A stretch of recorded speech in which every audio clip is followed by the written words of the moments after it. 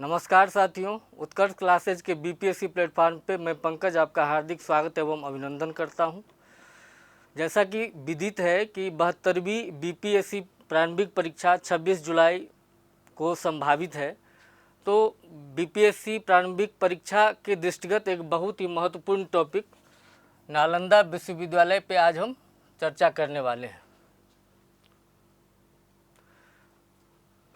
प्राचीन बिहार विद्या का वैश्विक केंद्र था, जिसमें नालंदा महाविहार सबसे प्रमुख था।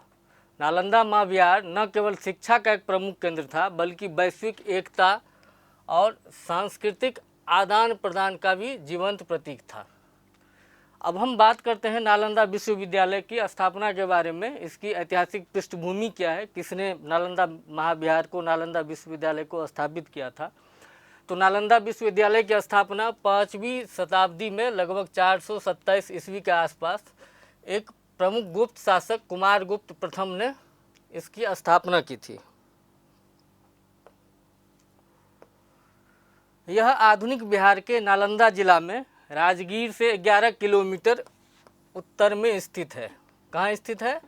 नालंदा जिला में राजगीर के पास। यह राजगीर से 11 किलोमीटर उत्तर में स्थित है।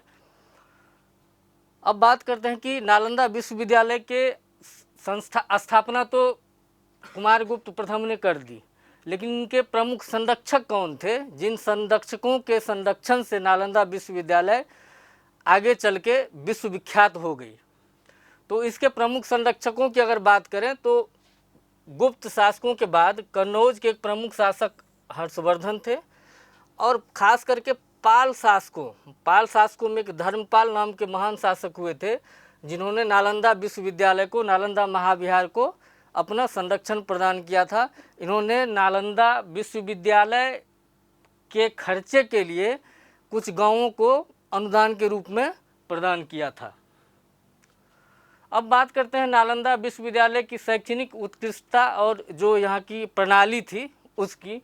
नालंदा विश्वविद्यालय यह दुनिया का पहला आवासीय विश्वविद्यालय था।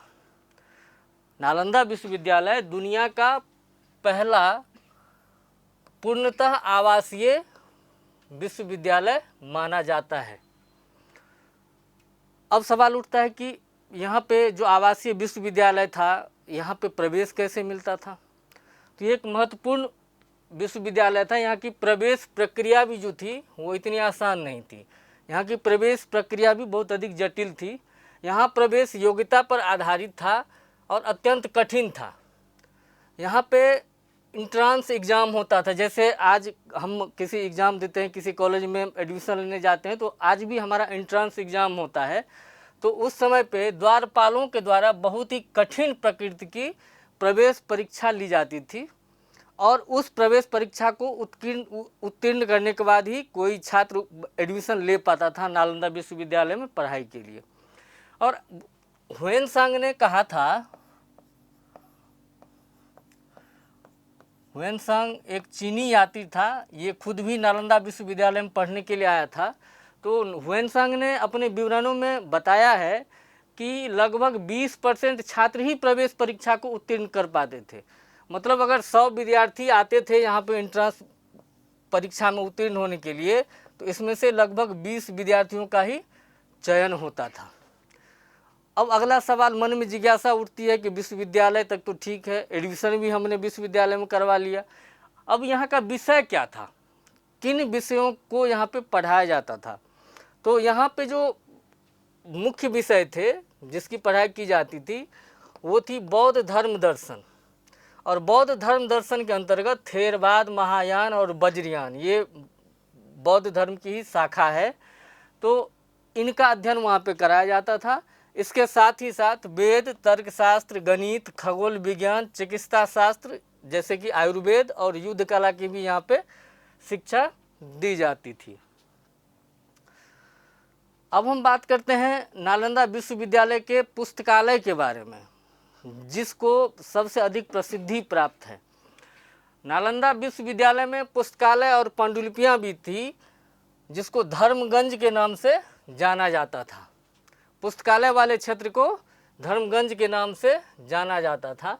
और इसमें 3 पुस्तकालय के भ्रमण थे। उन भवनों में रत्नोदधि प्रमुख था, रत्न सागर और रत्न रज्जक। ये तीनों भवन जो थे ये नालंदा पुस्तकालय के ही थे। और ये रत्नोदधि ये 9 मंजिला इमारत थी, 9 मंजिल का एक विशाल भवन थी जहाँ पे अनगिनत पांडुलिपियाँ रखी गई थी। तो कई बार परीक्षा में ये सवाल पूछा जाता है कि रत्नोदधि क्या है, रत्न रंजक क्या है, रत्न सागर क्या है। तो निश्चित रूप से ये नालंदा महाविहार के पुस्तकालय के भवन थे। और इन्हीं पुस्तकालयों से चीनी यात्री ह्वेनसांग लगभग 657 ग्रंथों की प्रतिलिपियाँ नालंदा विश्वविद्यालय से चीन ले गया था। और ऐसा भी माना जाता है कि तिब्बत से राहुल सांकृत्यायन ने हजारों दुर्लभ पांडुलिपियाँ भारत लाए थे, जो आज भी पटना में शोध हेतु सुरक्षित रखे गए हैं। अब हम बात करते हैं नालंदा विश्वविद्यालय के वैश्विक प्रभाव की और इसके अंतर्राष्ट्रीय संबंध की। कुछ विदेशी विद्वान जैसे चीन से ह्वेनसांग और इत्सिंग, तिब्बत से लामा तारानाथ और धर्म स्वामी जैसे यात्री यहाँ पे आए थे और उन्होंने नालंदा विश्वविद्यालय में प्रवेश लेकर के अध्ययन किया था। तिब्बत में बौद्ध धर्म कैसे पहुँचा, अगर इसकी चर्चा करें, ये थोड़ा अधिक जानना महत्वपूर्ण और रोचक भी है। जैसा कि आज भी हम लोग जानते हैं कि दलाई लामा जो भारत में ही निवास करते हैं, तो वो तिब्बत के ही रहने वाले हैं। तो दलाई लामा तक जो बौद्ध धर्म पहुंचा, कहने का मतलब ये है कि तिब्बत में जो बौद्ध धर्म की स्थापना हुई, बौद्ध धर्म का प्रभाव वहाँ पे पहुंचा, वो कैसे पहुंचा। तो वहाँ के एक राजा के द्वारा 8वीं शताब्दी में नालंदा के आचार्य शांति रक्षित और आचार्य पद्म संभव, जिनको गुरु रिम्पोछे के नाम से भी जाना जाता है, तिब्बत में भारतीय संस्कृति और बौद्ध धर्म की इन्होंने नींव रखी थी। अब अगला सवाल उठता है कि यहाँ के प्रसिद्ध आचार्य कौन थे। इतना बड़ा विश्वविद्यालय था तो कुछ प्रसिद्ध नामों की भी हम चर्चा करेंगे जो अक्सर परीक्षाओं में पूछा जाता है। तो यहाँ के प्रसिद्ध आचार्य की अगर बात करें तो शीलभद्र, ये नालंदा विश्वविद्यालय में कुलपति रह चुके थे। आर्यभट्ट गणितज्ञ, नागार्जुन शून्यवाद के जनक, धर्मकीर्ति और वसुबंधु, ये ऐसे महान व्यक्तित्व थे जो नालंदा विश्वविद्यालय से संबंध रखते थे। कई बार परीक्षा में पूछ लिया जाता है कि निम्नलिखित में से कौन से आचार्य नालंदा विश्वविद्यालय से संबंधित थे। अब हम इसके स्थापत्य और मूर्तिकला की बात करें तो नालंदा विश्वविद्यालय का जो भवन था वो उत्तर दक्षिण अक्ष पर निर्मित एक मठीय संरचना थी। यहाँ पे 10 विहारों के अवशेष प्राप्त हुए हैं और विशाल स्तूप भी मिले हैं। ठीक है, अब बात करते हैं यहाँ विशिष्ट मुहर। जैसा कि आज भी हम किसी बड़े संस्थान में जाते हैं, किसी विश्वविद्यालय में जाते हैं, कॉलेज में जाते हैं, तो वहाँ पे एक उनका अपना स्टाम्प होता है। तो ये आज नहीं होता है, ये नालंदा विश्वविद्यालय के समय में भी ये स्टाम्प हुआ करता था। और नालंदा विश्वविद्यालय का जो राजकीय मुहर था, जो स्टाम्प था, उस पे श्री नालंदा महाविहाराय आर्य भिक्षु संघस्य लिखा हुआ था और उसके ऊपर एक धर्म चक्र का क्या था, प्रतीक बना हुआ था। ठीक है, अब बात करते हैं नालंदा विश्वविद्यालय के मूर्तिकला की। तो यहाँ की मूर्तिकला सारनाथ की गुप्त शैली और स्थानीय परंपराओं का मिश्रण थी। इसने थाईलैंड और मलय प्रायद्वीप के निर्माण विधियों को भी क्या किया था, प्रभावित किया था। तो हमने जो हेडिंग में देखा था कि ये वैश्विक धरोहर है और विश्व के ज्ञान का संगम है, वो यहाँ से स्पष्ट हो रहा है कि नालंदा विश्वविद्यालय के में जो स्थापत्य थे, उस स्थापत्य से थाईलैंड और मलय प्रायद्वीप की निर्माण विधियाँ जो हैं वो भी प्रभावित हुई थी। अब बात करते हैं नालंदा विश्वविद्यालय के पतन के बारे में। तो नालंदा विश्वविद्यालय के पतन से संबंधित कई प्रकार के विचार प्रचलित हैं, जिनमें सबसे महत्वपूर्ण विचार बख्तियार खिलजी और अग्निकांड से संबंधित है। लेकिन बख्तियार खिलजी के आने से पहले भी कई बार नालंदा विश्वविद्यालय को क्षति पहुंचाने की कोशिश की गई थी, जिनमें हुनों का आक्रमण हुआ था और बंगाल में गौर शासक थे शशांक।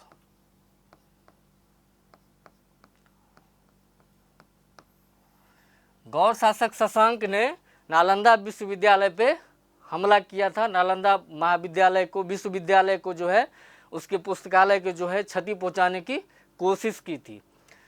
उसके बाद 1193-94 ईस्वी के आसपास एक तुर्क आक्रमणकारी बख्तियार खिलजी था, जिसने नालंदा विश्वविद्यालय पे आक्रमण किया और भारत के ज्ञान को ख़त्म करने के उद्देश्य से नालंदा विश्वविद्यालय के जो पुस्तकालय थे, पूरे विश्वविद्यालय परिसर में ही आग लगा दी गई थी उनके द्वारा।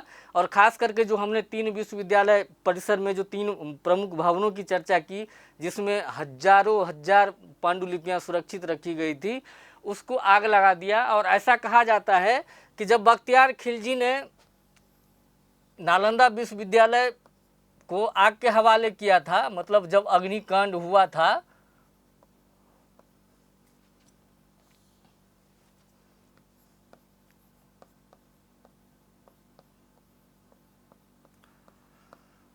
तो वहाँ पे 6 महीने तक, लगभग 6 महीने तक आग जलती रही थी।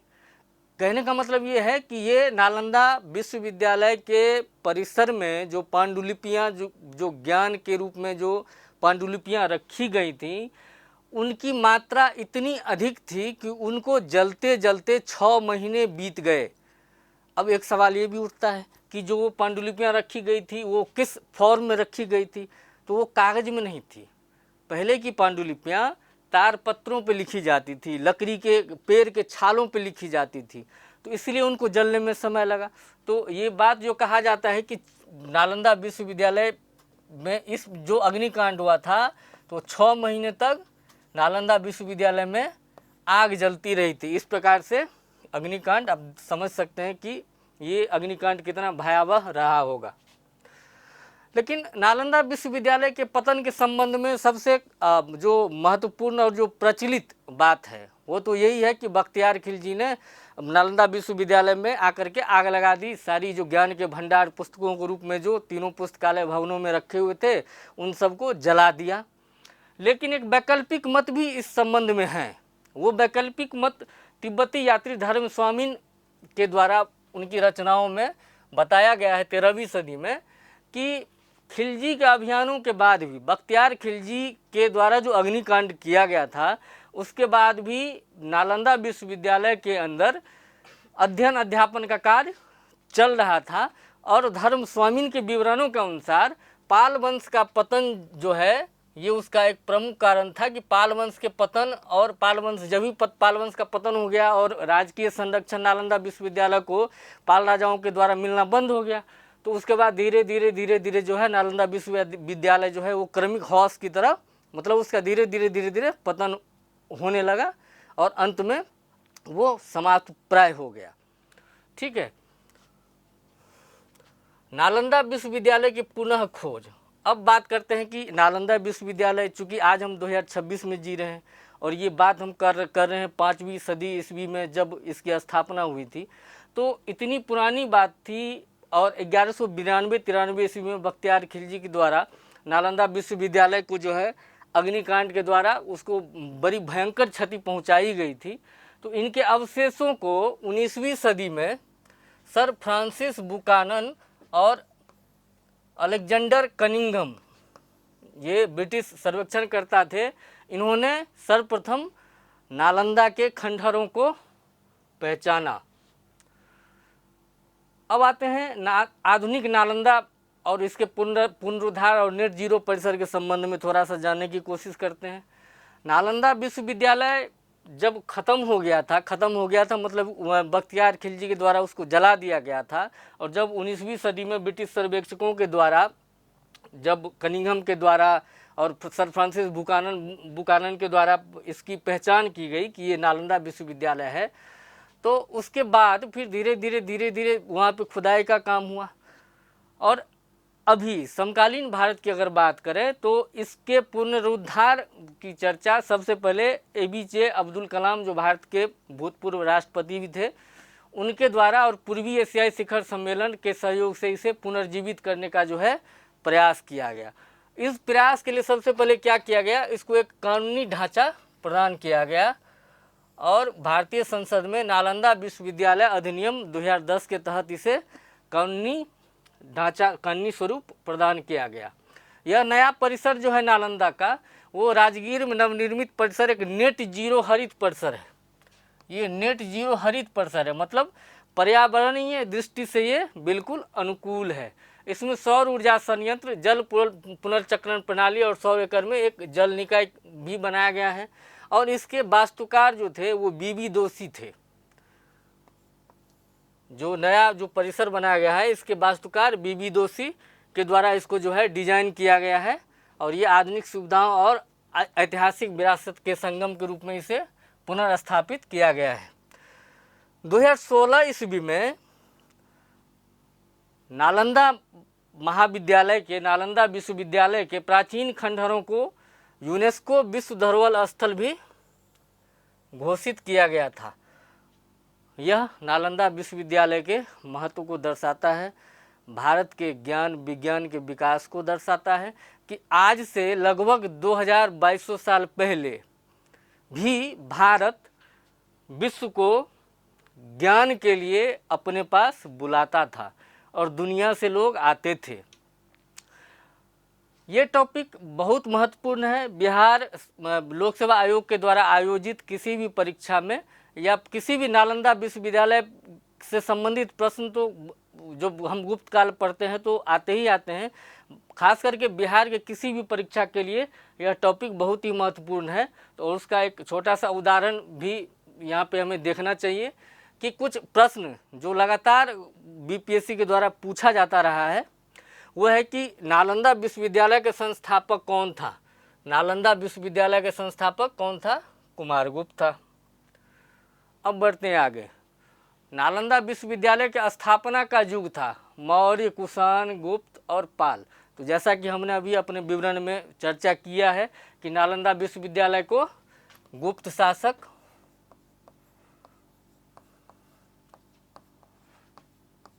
कुमारगुप्त ने स्थापित किया था।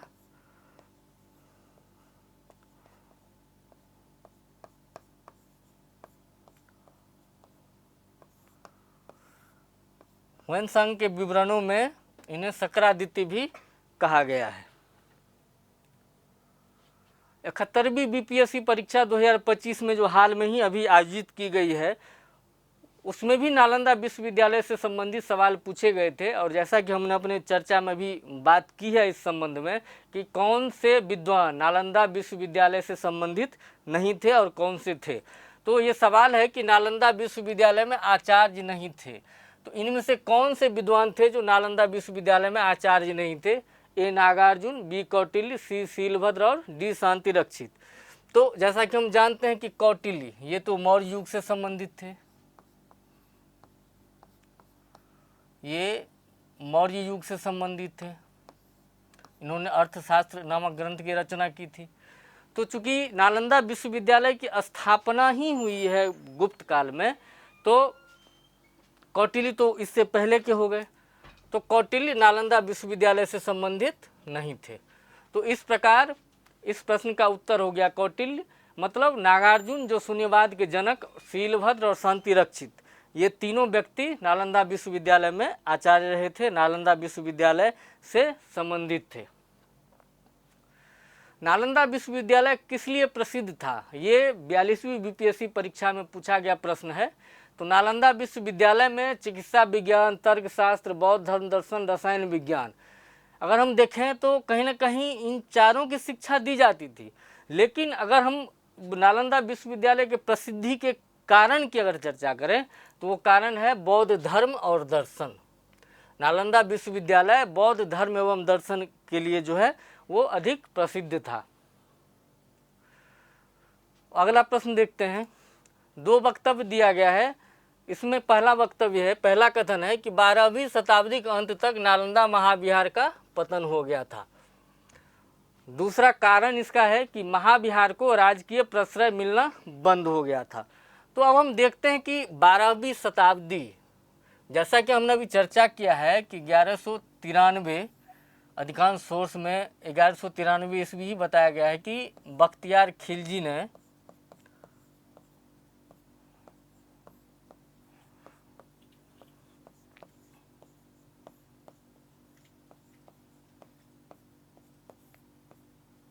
बख्तियार खिलजी ने नालंदा महाविहार का विनाश कर दिया था। ठीक है, तो ये कथन सही हो गया। दूसरा कारण है कि महाविहार को राजकीय प्रश्रय मिलना बंद हो गया था। ये कारण मतलब ये वाला जो लाइन है, ये लाइन भी अपने आप में, ये स्टेटमेंट भी अपने आप में सही है। ठीक है, लेकिन यहाँ पे ऑप्शन के हिसाब से सिर्फ यही कारण जो है वो नालंदा विश्वविद्यालय के पतन का कारण नहीं है। अभी हमने चर्चा की है टॉपिक के संदर्भ में कि नालंदा विश्वविद्यालय का जो पतन हुआ, तीन चर्चा हमने की है, तीन संदर्भ पे हमने बात की है। सबसे पहला संदर्भ क्या है? सबसे पहला संदर्भ है कि कुछ हूण आक्रमण भी हुआ है। बंगाल के गौर शासक शशांक ने भी नालंदा बिहार को क्षति पहुंचाई थी। लेकिन जो सबसे प्रमुख मत जो प्रचलित हैं वो यही है कि जो आक्रमणकारी थे बख्तियार खिलजी, इन्होंने 1193-94 के आसपास नालंदा विश्वविद्यालय को अग्निकांड में झोंक दिया, आग लगा दी पूरे परिसर को। ठीक है, तो ये स्टेटमेंट तो सही है, ये कथन तो सही है। दूसरा, हमने वैकल्पिक मत की जब हमने चर्चा किया है तो वैकल्पिक मत के दौरान हमने धर्म स्वामी की चर्चा की है कि धर्म स्वामी ने जो बताया था कि 13वीं शताब्दी ईस्वी के दौरान भी नालंदा विश्वविद्यालय में अध्ययन अध्यापन का कार्य हो रहा था। तो ये भी अविश्वसनीय इसको हम नहीं कह सकते, क्योंकि वो खुद भी धर्म स्वामी भी नालंदा विश्वविद्यालय से जुड़े हुए व्यक्ति थे। तो उन्होंने कहा था कि पाल शासक जो नालंदा विश्वविद्यालय को अनुदान देते थे और अपने राजकीय संरक्षण नालंदा विश्वविद्यालय को प्रदान करते थे, तो पाल वंश के पतन के साथ ही धीरे धीरे क्या हुआ, जो संरक्षण था नालंदा विश्वविद्यालय को, राजकीय संरक्षण, वो धीरे धीरे क्या हुआ, कम हो गया, या कह सकते हैं कि खत्म हो गया। इसके पतन के लिए एक और बात कहा जाता है कि जो बौद्ध धर्म की शाखा जो वज्रयान थी, तो ये वज्रयान शाखा जो है ये तंत्र मंत्र से संबंधित है।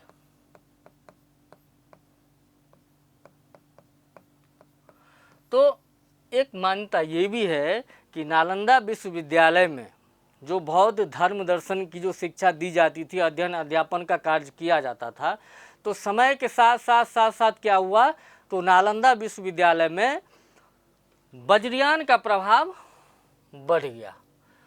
तो वज्रयान का प्रभाव बढ़ने के साथ ही क्या हुआ, जो बौद्ध धर्म दर्शन की शिक्षा दी जाती थी उसके महत्व में भी धीरे धीरे क्या हुआ, कमी आया। तो इस प्रकार ये कथन भी सही है, लेकिन ये नालंदा विश्वविद्यालय के पतन के लिए जिम्मेदार प्रमुख कारण नहीं है। तो इसलिए इस प्रश्न का उत्तर हो जाएगा बी, कि ये दोनों कथन ए और कारण आर सही हैं, परंतु आर ए की सही व्याख्या नहीं करता है। अब आगे बढ़ते हैं। अगला सवाल है कि चीनी यात्री हुएनसांग ने किस विश्वविद्यालय में अध्ययन किया था? चीनी यात्री हुएनसांग ने नालंदा विश्वविद्यालय में अध्ययन किया था। जैसा कि हमने अभी टॉपिक पढ़ते टाइम इस बात की चर्चा की है कि जो तिब्बत चीनी यात्री हुएनसांग थे, इत्सिंग थे, इन्होंने नालंदा विश्वविद्यालय में आकर के यहाँ की प्रवेश परीक्षा उत्तीर्ण की और यहाँ पर लंबे समय तक रह करके इन्होंने अध्ययन किया था। तो नालंदा विश्वविद्यालय में चीनी यात्री हुएनसांग ने अध्ययन किया था। तक्षशिला, विक्रमशिला और मगध ये हुएनसांग के अध्ययन से संबंधित स्थल नहीं है। तो इस प्रकार इस प्रश्न का उत्तर हो जाएगा डी, नालंदा। अगला प्रश्न जो 43वीं बीपीएससी में पूछा गया है, नालंदा विश्वविद्यालय के विनाश का कारण था। नालंदा विश्वविद्यालय के विनाश के कारण की अगर बात करें, डी, मुगल अगर हम देखें तो ये बहुत बाद में आया। सीथियन ये भी सही नहीं है। कुषाण ये भी सही नहीं है, क्योंकि ये कुषाण तो मौर्योत्तर काल के राजवंश थे। तो नालंदा विश्वविद्यालय के विनाश का कारण था मुसलमान। ये जो तुर्क आक्रमणकारी जो थे, ये बख्तियार खिलजी जो थे,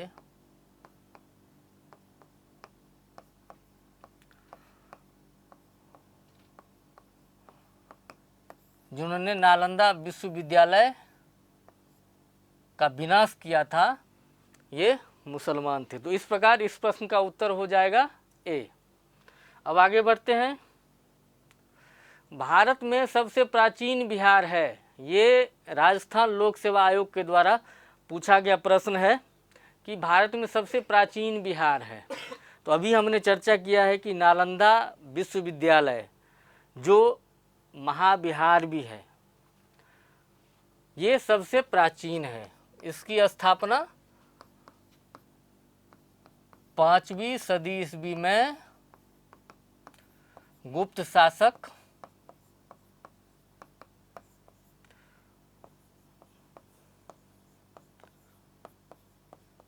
कुमार गुप्त के द्वारा किया गया था। ठीक है। नालंदा विश्वविद्यालय के बाद ही विक्रमशिला, उदंतपुरी और भाजा का जो है बिहार के रूप में इनको स्थापित किया गया था। ये विक्रमशिला भी बिहार में ही है, लेकिन इस प्रश्न का उत्तर हो जाएगा नालंदा। अब अगला प्रश्न देखते हैं। नालंदा कहाँ पर स्थित है? यह सवाल मध्य प्रदेश लोक सेवा आयोग के द्वारा पूछा गया है। तो नालंदा बिहार राज्य में एक जिला है और इसी ये नालंदा विश्वविद्यालय नालंदा महाविहार के नाम से ही प्रसिद्ध था। यहीं पे विश्व प्रसिद्ध नालंदा महाविहार था। ठीक है। तो इस प्रकार हमने नालंदा विश्वविद्यालय के बारे में जो संभावित जो पूछे गए प्रश्न थे उस पे भी चर्चा की है। नालंदा विश्वविद्यालय टॉपिक के बारे में जो क्वेश्चन पूछे जा सकते हैं उस पे भी हमने चर्चा की है। तो मैं आशा करता हूं कि ये पूरा टॉपिक बहुत अच्छे तरीके से आपके समझ में आ गया होगा। और जैसा कि हमने अभी प्रश्न के उदाहरणों के थ्रू जानने की कोशिश की है प्रश्न के माध्यम से कि टॉपिक के अंदर जिन चीज़ों की हमने चर्चा की है कहीं ना कहीं उसी में से सवाल घूम फिर के बिहार लोक सेवा आयोग या अन्य लोक सेवा आयोग के द्वारा नालंदा विश्वविद्यालय से पूछा जाता है। जैसा कि आधुनिक नालंदा परिसर का जो स्थापना किया गया है, जिसका उद्घाटन भारत के प्रधानमंत्री श्रीमान नरेंद्र मोदी जी ने हाल ही में किया है, तो करंट अफेयर टॉपिक की अगर बात करें तो वहाँ से सवाल किसी भी भारत में आयोजित होने वाली किसी भी परीक्षा में पूछा जा सकता है। खास करके 72वीं बीपीएससी परीक्षा के लिए ये टॉपिक बहुत महत्वपूर्ण हो जाता है, क्योंकि आधुनिक नालंदा परिसर का जो है वो हाल में ही उद्घाटन किया गया है। ठीक है। तो मैं आशा करता हूँ कि इस टॉपिक को आप बहुत ही अच्छे तरीके से समझ गए होंगे। तो फिर मिलते हैं आगे किसी अगले टॉपिक के साथ। धन्यवाद।